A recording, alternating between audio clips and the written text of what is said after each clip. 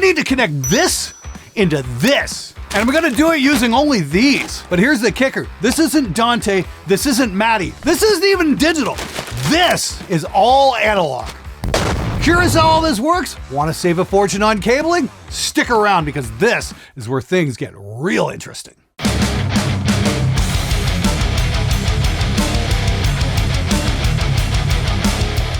All right, so here's the deal. I've been a long-time RME Fireface user. I mean, like for over a decade. Yeah, fantastic interface, built like a tank, German engineering at its finest. And the Focusrite, the Red 16 line, fantastic stuff as well. I've used one in here for the last couple of years and it's been great. But here's the real problem. When it comes to analog connections, both of them fall flat on their ass. RME brags about their 64 digital connections over Matty. Wow, incredible.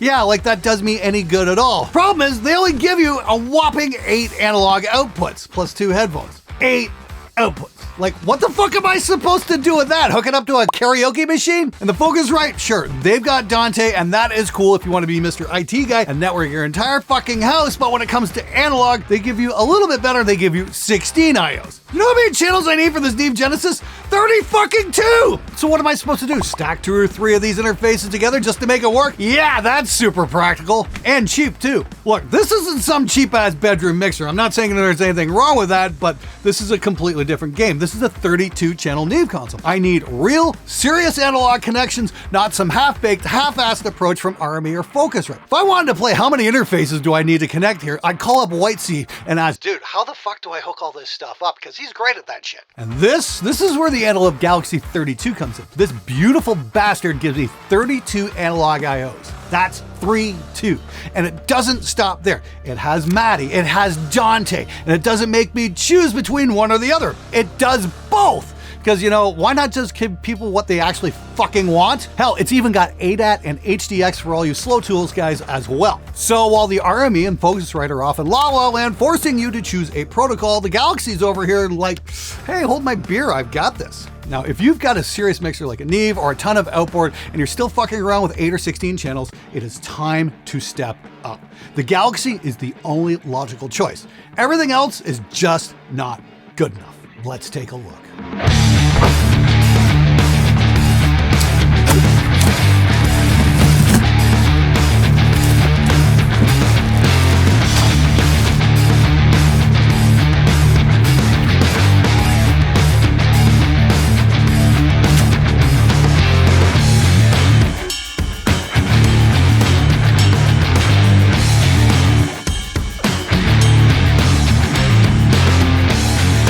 So here's the problem. I've got this Neve and I need to hook it up to the Galaxy. Now, if I wanted to make my life difficult and burn a hole in my wallet, I'd grab one of these. The cheapest 20-foot DB25 snake I could find on Sweetwater is $140. And since I need to wire up 32 channels, that is gonna cost me $1,120. Yeah, that's right, cough up over $1,000 just for cables, because clearly what I need is to sell a kidney so I can afford cabling. But hey, I'm not an idiot. I like my kidneys right where they are. And that's why I'm using Cat5 cables and DB25M adapters from Catherine North Electronics in Canada. This system is genius. It's quad twisted pair. Not only does it give me superior noise rejection so my signal stays clean as hell, but they also don't cost me the price of a used car. 2 adapters and some Cat5 cables, that'll set me back $46.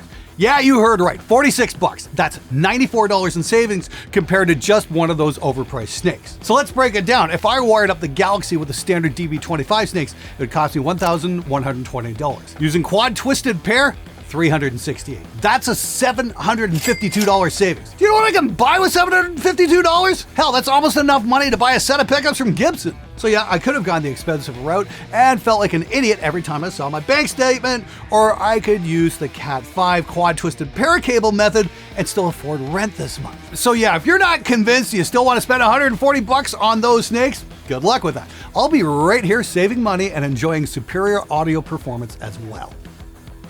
All right, so I'm just starting to get things kind of put together here right now. You know, the Galaxy up on the rack here. Show you what I'm really excited about here is the 32 analog IOs we've got going on here. Of course, I've got the quad twisted pair DB25 to Cat5 connectors hooked up here, and I'm all about that. Plus, while we've got Dante, we've got Maddie, we got WordClock, we got, hell, we've got HDX connectors as well as ADAT. I mean, this thing's got freaking everything. But mostly I've got these things wired in right now because I've got them all in the back of the board here, and then we can just use simple Cat5 cable to hook everything up and save a bloody fortune on snakes. And here's the thing, look at all the cabling I've been able to get rid of. I mean, like, I just had all this stuff kicking around and all this stuff I got to pull out just by going with the Galaxy. This is crazy just how much space I've been able to save.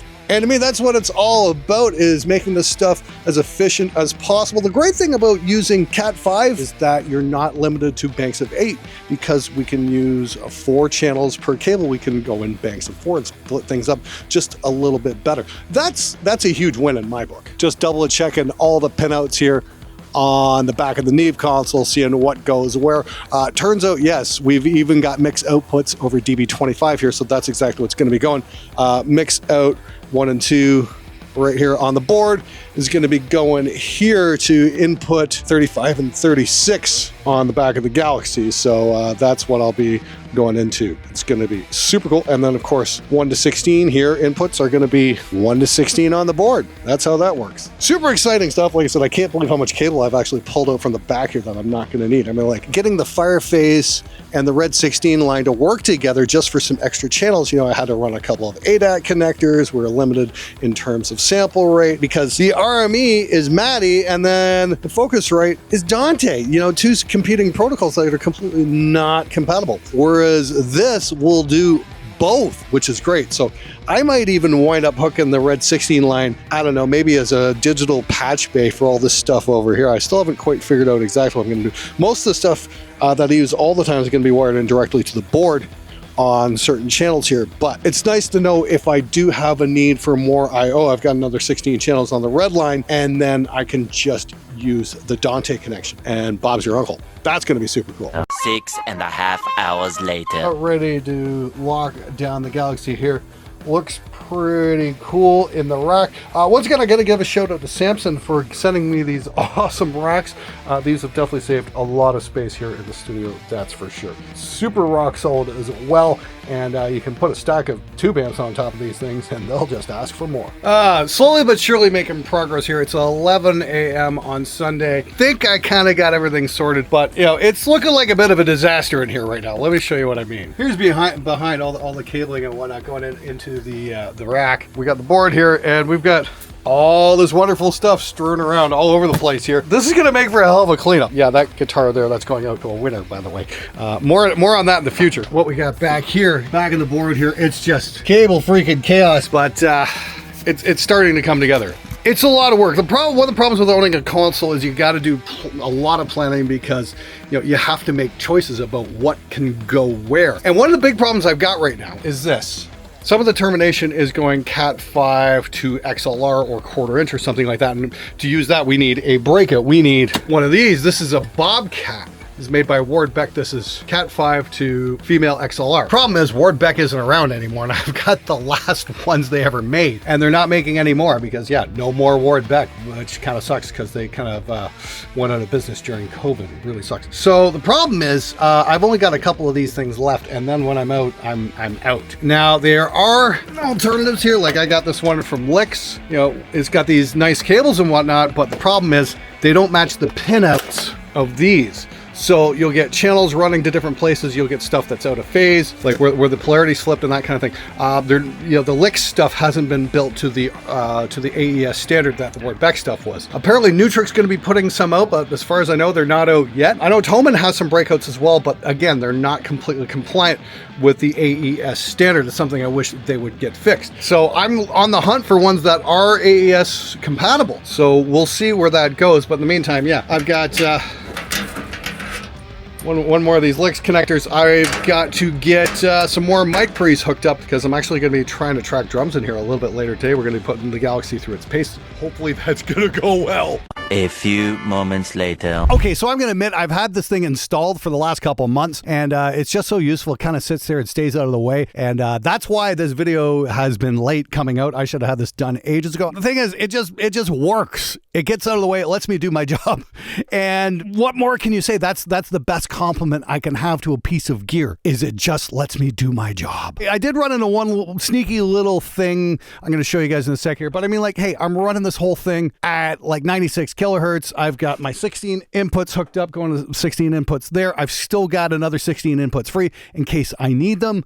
I might hook up some of the Neve's sub-mixing capabilities to that and try doing some guitar sub-mixes. If you guys remember my video, the greatest guitar miking trick I ever learned, I might try revisiting that on the Neve here. That might be pretty damn cool. I've got 24 of the outputs hooked up to the board. I've got 16 here, and then I've got another 8 small faders. I'm probably going to hook up the additional 8 small faders as well, so I can have 32 channels to mix with. This thing is freaking amazing. There's a reason I went with the Genesis Black. It really just does the thing. Right now, I'm working on, this is like a mixing project I'm doing for some friends, and I'm just trying out a couple different guitar sounds. Did a bit of reamping the other day, and this allows me to just evaluate really quickly.